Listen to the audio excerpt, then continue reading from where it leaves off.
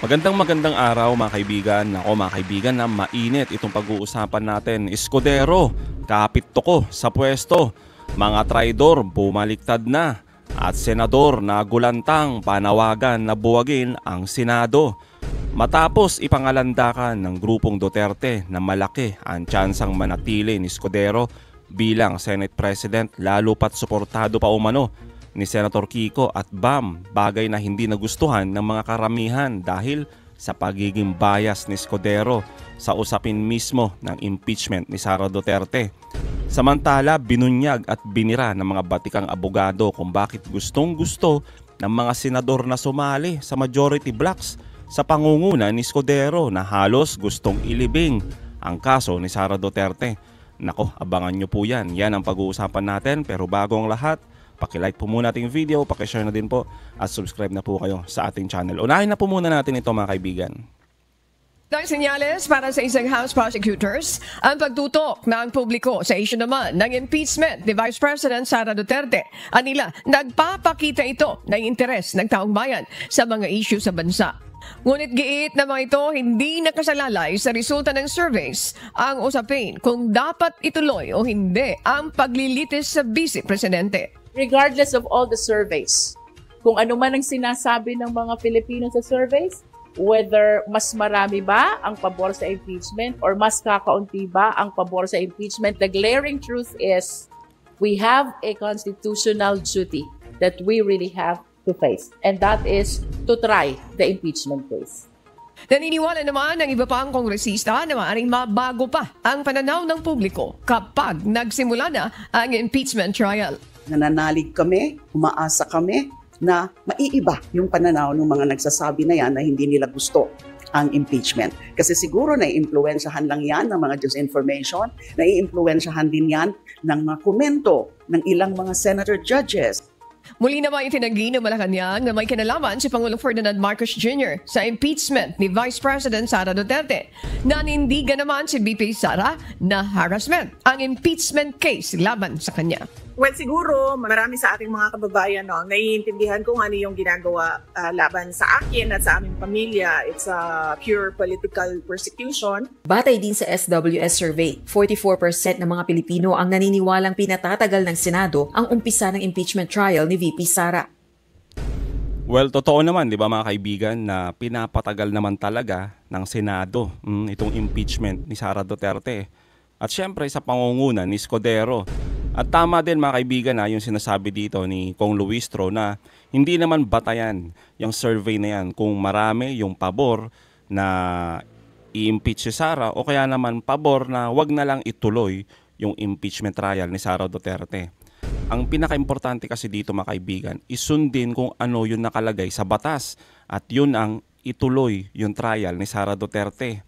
Pero mga kaibigan, sa nangyayari ngayon, halos ilibing ni Escudero. At lalo pa mga kaibigan na nadidismaya itong mga kababayan natin na karamihan dahil nga dito sa ipinakalat ni Jinggoy at ng grupong Duterte na itong si Senator Kiko at si Bam ay bumaliktad na at susuportahan big time itong si Escudero bilang Senate President at manatili sa kanyang pwesto. At mamaya mga kaibigan, malalaman ninyo kung bakit ba marami sa ating mga senador na gustong-gusto na sumali dito sa majority.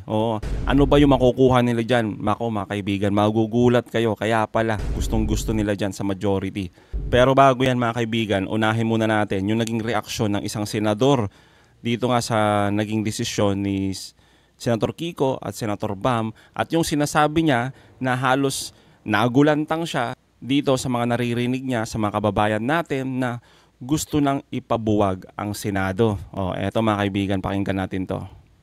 Actually, naawa nga ako, ma'am, kay Senator Risa Ontiveros. She campaigned hard for her candidates, but unfortunately, I was told by my friends from the other side that they're going to support Senator Escudero. Senator Kiko and Senator Bam, according to my sources, they can confirm or deny this, have already signed and already asked for the committees on agriculture and committees on education from Senate President Jesus Escudero. So that's quite a shock to me and to us because I thought that they would, be more independent in terms of their stand with Senator Risa. So, yeah, I can't speak for the group of Senator Risa, but that's what I heard. I'm just coming from my sources, which are senators themselves. Ang sabi po nila ay committed na daw yung dalawa sa kanila. Pero naawa na ako kay Senator Risa on that point. Kasi talagang from minority of two, she became one. Kawawa naman. We are trying to come up with an alternative candidate Now, so that we can try to bring back the integrity of the Senate. Sabi nga namin, there are so many other possible candidates that we could support. It doesn't have to be any one of us. I'm not looking for any position. It can be any one of us. And as long as there's an alternative to what we're having now, we're willing to support. And many of them, they're comebacking senators. You have Senator Kiko, you even have Senator Bam, can actually fit the bill as a new Senate President. So, yung akin lang is bugbog na bugbog ang Senado. And you know, I said this yesterday. Sabi ko nga, I was listening over the radio 2 days ago. It's a big station. And then may radio announcer, sinabi niya dun na, nakaw, hindi yata nakikinig ng Senado sa taong bayan, lalo na dito sa impeachment. Mas mabuti pang, buwagin na lang natin yan. Sinabi niya, ang sakit ng dibdib ko. And I told myself, this is why we need to fix the Senate because or else mawawalang saysay ang Senado at talagang baka tuluyang mabuwag na ang Senado. Ang sabi ng mga taga-simbahan, ang gulo-gulo nyo sa Senado. An old lady came up to me, sabi niya, ang gulo-gulo nyo sa Senado. Mas mabuti pa ang House of Representatives ay solid at hindi ganun kagulo. When I get these reactions, really pains me for the institution because I love the Senate. And I love what it stands for, which is the last bastion of democracy of our country. Totoo naman mga kaibigan, di ba? Yung sinasabi dito ni Senator Zubiri na ang gulo-gulo ng Senado, oo, lalo pa sa pamumuno ni Escudero. Kaya naman mga kaibigan, kahit dito nga sa atin, di ba, sa community natin, kung babasahin ninyo yung mga comment section dyan, talagang yung panawagan, i-abolish na lang itong Senado. Oo, kung ganito lang naman yung mga liderato na namumuno sa atin. Kasi nga mga kaibigan, mga senador sila ng Pilipinas. Kumbaga, ang nire-represent nila ay taong bayan at hindi lang iisang tao, iisang pamilya. Oo, yung kanilang pinoproteksyonan. Tapos malaman natin, itong si Senator Kiko at Bam ang susuportahan. Si Escudero, dahil daw gusto nilang makuha yung kanilang mga gustong committee para maisulong yung kanilang advokasya. Talaga po ba? Well, mga kaibigan, mamaya sasagutin din natin yan. Pero ito muna mga kaibigan, yung ibinunyag at ipapapaliwanag ni Professor Antonio Contreras, mga kaibigan, kung saan binunyag niya kung bakit ba itong mga senador ay gustong-gusto sa majority. malakas ang ugong-ugong na talagang sasama nga si Bam saka si Kiko sa majority. Nakakampi din nila kung sakali yung mga pro-Duterte senators. Totoo. So maraming mga nalulungkot kasi si Senator Risa, pinangampan niya ito si Bam sa si Kiko. At maraming umaasa na itong dalawang ito sasaminib kay Senator Risa sa minority. Hindi sasali sa majority at lalong hindi sila kakampi sa mga pro-Duterte senators. Ganun ang expectation. Ang expectation ng marami ay pangangatawan nila ang prinsipyo. Pero may mga tao naman nagsasabi, andito na naman ang mga pink, andito na naman mga dilawan na napaka-purista. Hayaan na natin si Bam saka si Kiko na sumali sa majority kasi para magkaroon sila ng impluensya sa direksyon ng legislation. Madaling maniwala sa ganun eh. Pero ako kasi, alam ko kung ano yung takbo ng mga pangyayari sa Senado. Bagamat pag-chair ka ng komite, may control ka kung ano yung ipaprioritize mong bills.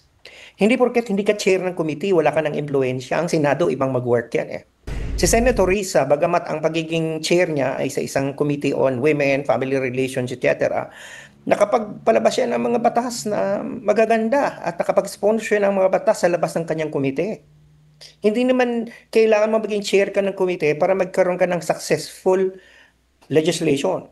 So, I don't buy that argument. Kung hahabol mo lang naman maging chair ng komite, pwede ka naman maging chair ng komite kahit minority ka. Kung hahabol mo maging miyembro ng mga komite, in fact, kung kakaunti ka sa minority dahil minority represented dapat sa lahat ng komite, baka mas marami ka pang maging membership na komite. So hindi masyadong ganun ang rason. Marami kasi nagsasabi mga kaibigan na hayaan nyo na sila, si Senator Kiko at Bam, para naman magawa nila yung kanilang advokasya. okay lang yan na suportahan daw si Escudero, kapalit naman ng gusto nilang committee kung saan sa agriculture at sa education. Okay? Para mas madali daw makakuha ng kung anong gusto nila at maipasa yung mga batas na gusto nilang isulong para sa mga kababayan natin. Kumbaga, for the greater goods daw, mga kaibigan. Pero sabi nga ni Professor Contreras, mga kaibigan, hindi benta sa kanya yan. Even sa akin po, mga kaibigan, hindi po benta yan eh. Kasi nga, bakit naman, mga kaibigan, si Senator Risa, di ba, minority yan, pero ang dami pong naipasa na mga gandang batas. At kita naman, mga kaibigan, di ba, yung naging impact doon sa mga naging trabaho at performance ni Senator Risa. Siya yung number 1 na senador, mga kaibigan, na mataas yung rating pagdating sa performance dyan sa Senado. At nasa minority po yan. Hindi porket nasa majority ka, madali ka na magpasa ng mga batas. Alam naman natin yan, na mga senador independent-minded yan pagdating sa mga stance nila. May mga iba kasi mga rewards and perks ang nasa Yan na, mga majority ka. kaibigan. Yung, for example, pag nasa majority, kaya kung pwedeng mamili ng mga bigating mga komite, katulad ng Blue Ribbon, ng Finance, ng Public Services. At itong mga committee ito yung matataas ang committee budgets. Meron ka ring additional confidential and operational funds depending sa committee mo. At itong mga committee ito yung mga unang napipili ng mga nasa majority. So majority senators are more likely to be assigned to the committees with higher budget. Ang majority senators may enjoy more discretion in spending and liquidation that could be rarely scrutinized, okay? Unless they're politically targeted. At ang iba, ito pa, mas dahil malapit ka sa presidente, majority, easier hindi presidente ng Pilipinas sa presidente ng Senado. Mas madaling mapaka-aproba ng additional funds, budget requests, staff bonuses, foreign travel. Meron pa rin mga discretionary funds kung ano yung pwedeng isingit mo sa mga pondo pagdating ng budgeting. Long-line item insertions in the national budget during bicameral conference committee negotiations. Dahil nasa majority ka, mas mataas yung chance na ikay mapapasama sa BICAM. Tapos, ang majority senators, mas mataas yan pagdating sa travel. Yung ibig sabihin, mas madali kang makakuha ng travel funds. Wow. Pwede kang makasama sa mga official foreign trips. Mas marami kang access. Kung mas malapit ka sa kalan.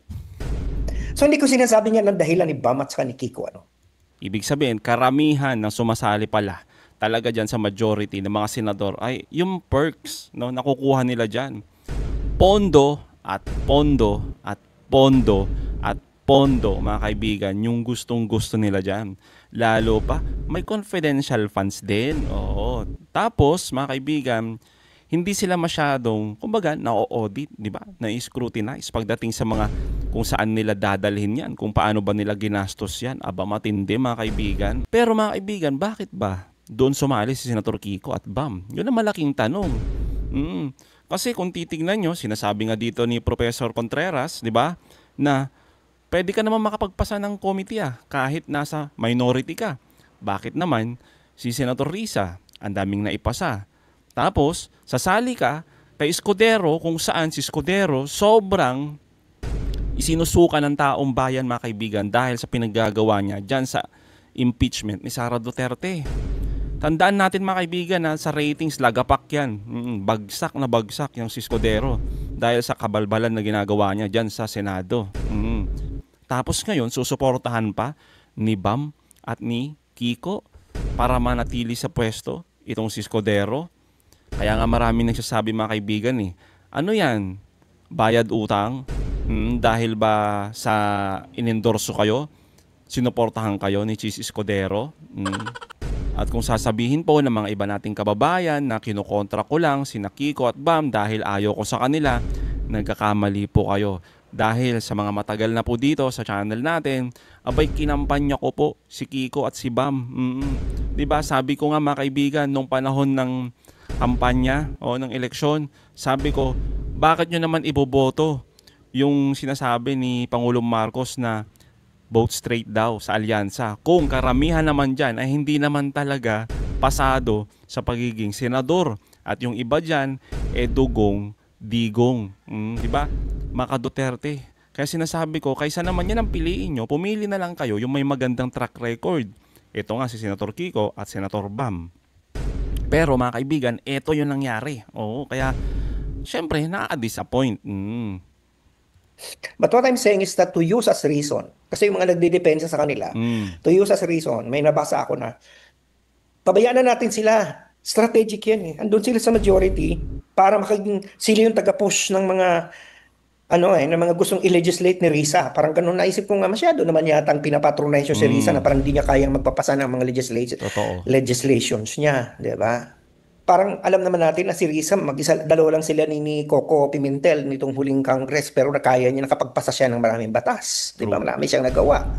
So hindi mo sabihin na porket wala sila, si Bam at si Kiko, parang kaya nilang ilakad yung mga proposal ni Risa. Parang hindi naman yata maganda ang tunog nun. Di ba? Hindi na kailangan ni Risa ng ganun. Hindi ako naniniwala na yun lang ang dahilan. Ako personally, I don't buy that argument. I think more the privilege of being the majority. Or the other perks. And that is the one that is more attractive. Kasi kung prinsipyo yung pag-uusapan, ako binoto ko si Bam at saka si Kiko sa totoo lang. I expected them to be different. I expected them to really be a critical voice.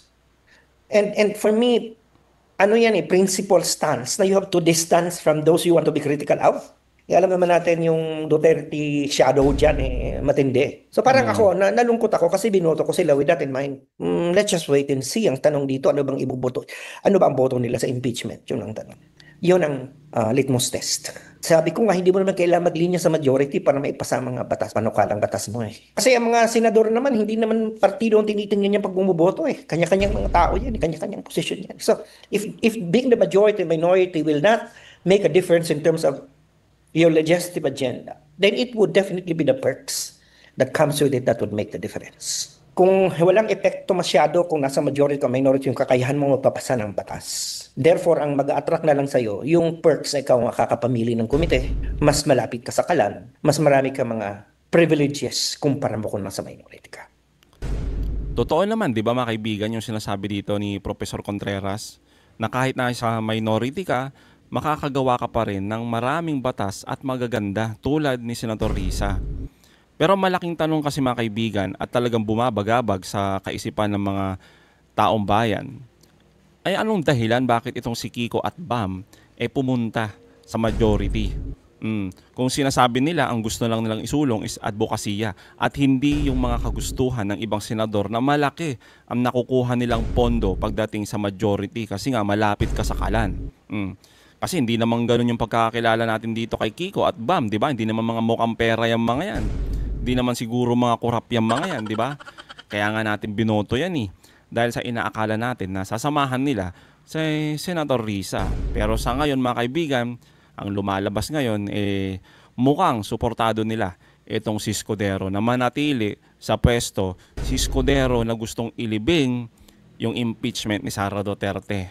Kaya naman mga kaibigan, sa naging reaksyon ni Senator Kiko at Bam na ang rason daw nila para sa kanilang advokasya, abay eto mga kaibigan, ang matinding birada naman ni Attorney Enzo. Dito, medyo malungkot medyo malungkot siyempre ang sitwasyon. Kasi ang inaakala ng marami, lalo sa oposisyon, sasamahan ni Kiko at ni Bam si Risa, magsasama silang tatlo.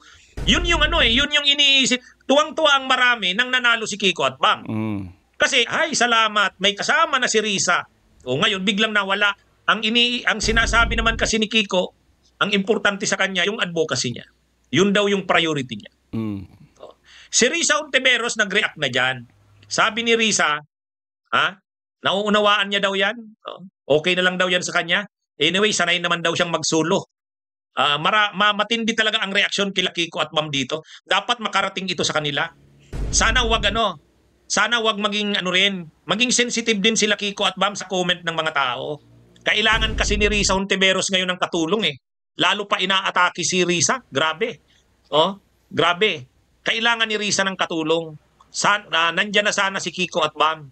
Totoo naman yung sinasabi nyo na si Kiko at si Bam, boboto yan, halimbawa sa impeachment ni Sara, syempre hindi naman yan boboto pabor kay Sara. Ano naman tayo? Alam naman natin yan. Hindi naman yan boboto pabor kay Sara. Kaya lang, sinasabi lang talaga natin na hindi magandang tingnan na makakasama nila si Marcoleta at saka si Padilla. Makakasama nila si Bato at si Bongo. Makakasama nila si Amy Marcos, si Camille Villar, si Mark Villar. Hindi. Ang samang tingnan. Ha? Ang samang tingnan. Pero tama rin kayo. Tama rin kayo.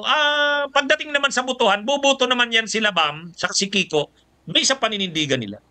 Kaya lang, ang sinasabi ko nga lang, sa panahon kasi ngayon, kailangan kasi talaga makita ng mga tao na ang kampo ng Duterte ay tinatakwil na ng mga tao.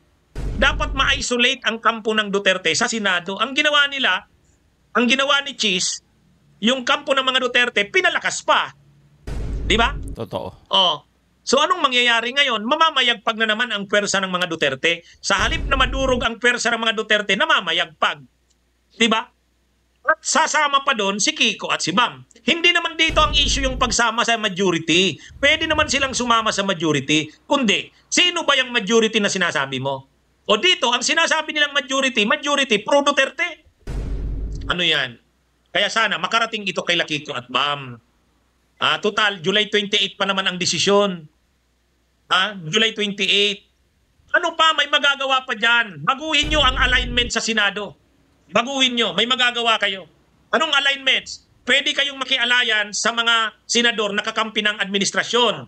Sino yung mga senador na yon? Yung magkapatid na Tulpo, Gatchalian, yun, administrasyon yan eh. Lito Lapid, pwede yan. Tito Soto, Lacson, pwede yan. Doon kayo makipag-alyansa. I-isolate nyo yung Duterte. Ang ginawa ninyo ngayon, bumuo kayo ng alliance, alignment sa Senado, kasama ang Duterte. Doon ang nakakasuka.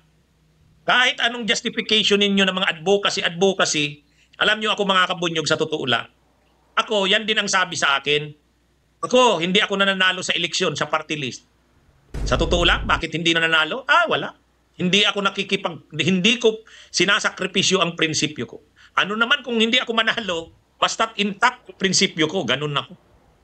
Well mga kaibigan, hindi pa naman tayo nakakasigurado dyan. Marami pang pagbabago yan. Lalo pat hindi naman talaga siguro hayaan ng Malacanang na ganyan yung mangyari. Oo.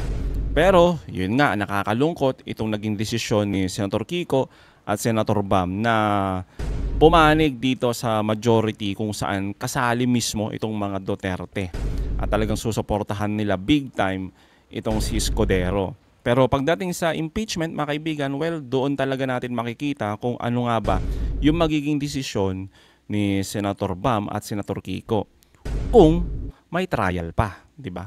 Kung matutuloy pa ang impeachment. Dahil nga dito, kay Escudero kung saan talaga ang plano talaga nila, mga kaibigan, ilibing agad-agad yung impeachment trial ni Sara Duterte. Diyan pumapasok, mga kaibigan, kung bakit ayoko yung naging desisyon ni Senator Kiko at Bam. Dahil kung sa usapan lang committee, mga kaibigan, at sa majority, wala naman talagang problema dyan. Okay na okay yan kung yun ang gusto ni Senator Kiko at Senator Bam na sumali sa majority. Napaka-okay lang yan. Kasi nakita nyo naman yung perks na sinasabi kanina ni Professor Contreras. Mas madali kang makakuha ng pondo kasi malapit ka sa kalan at marami pang perks. Pondo plus pondo plus pondo. Napakaganda. Pero mga kaibigan, kung susuportahan mo mismo si Escudero na manatili sa pwesto kung saan dinelay niya yung impeachment trial ni Sara Duterte, hindi sumusunod sa batas, di ba? Gusto niyang manatili sa kapangyarihan. Walang makakapigil sa kanya, di ba? Sinasabi niya, lahat pwede niyang gawin sa impeachment court. Pwede nilang pagbotohan na i-dismiss agad-agad yung impeachment ni Sara Duterte. Susuportahan mo pa rin? Yun yung tanong natin dito kay Kiko at Bam. Bakit? Yun pa rin? Tapos sasabihin lang nila, hindi, masyado ng yan, kailangan na natin magkaisa. Hayaan na natin ang politika. Kailan pa mga politiko kayo? Kasali yan sa laro ninyo eh. Yung pagiging politiko ninyo, yung politika na yan, di ba? Kaya nga sinasabi ng karamihan, ibinoto ka nila dahil sa mataas ang paniniwala nila sa prinsipyo ninyo, di ba? Tapos malaman-laman namin, nakikisama na kayo dyan sa mga Duterte. Antindi, mga kaibigan, kung committee lang naman pala ang habol ninyo, pwedeng-pwede kayong maging minority. Sabi nga natin, mga kaibigan, bakit naman si Senador Risa ang daming nagawa ng mga ganda? Hindi mo kailangan pumunta sa majority kung ang kasama mo lang si Escudero at itong mga Duterte. Given naman, mga kaibigan, yung kalakaran na utang na loob dyan sa Senado, Pero kapag ganito naman, di ba mga kaibigan, kakapalan ng muka. Oo, may ex-deal agad kayo na sa'yo yung committee na to, sa'yo yung ganito, basta iboto mo ko. E di parang sinusuportahan ninyo yung ganyan na kalakaran. Di ba? Ano yan? Binibenta yung committee? Di ba? Yung pagiging chairperson, para makuha mo lang yung committee, kailangan may kapalit. Tindi mga kaibigan. At mga kaibigan, naniniwala naman tayo doon sa prinsipyo ng Senator Kiko at Senator Bam. Pero yun nga lang, hindi katanggap-tanggap yung ginawa nilang desisyon na sumali dito sa majority kung saan si Escudero ang magiging leader muli sa Senate President, tapos makakasama pa nila ang mga Duterte.